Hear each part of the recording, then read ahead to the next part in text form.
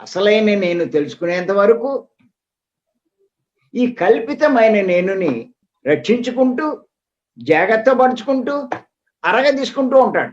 ఈ కల్పితమైన నేను ఒక్కోసారి శభాష్ అని అనిపించుకుంటుంది. ఈ కల్పితమైన నేను ఒక్కోసారి నిందల పాలవుతుంది, మరోసారి దోషిగా నిలబడుతుంది, ఒక్కొక్కసారి కామవాంఛల్లోకి జారిపోతుంది, ఒక్కోసారి నిష్కాముడై ఉంటాడు, ఏమీ చేయడు. అంచేత అర్థం చేసుకోండి, ఇలా కల్పించుకోబడిన నేను ఉన్నాడే వాడు ఆడుతూ పాడుతూ ఎగురుతూ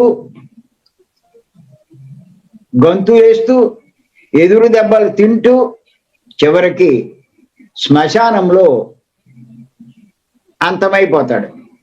అలా అంతమైపోయి మళ్ళా కొత్త నేను కోసం సిద్ధమవుతాడు.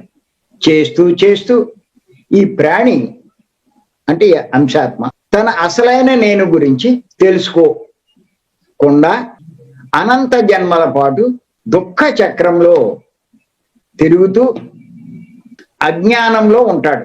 ఏం చేస్తాడు పాపం?